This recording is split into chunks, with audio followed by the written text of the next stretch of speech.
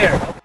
One of my little boys just said, he just kept saying, I love you, please don't die with me, please don't die with me. The people of Moore should know that their country will remain on the ground, there for them,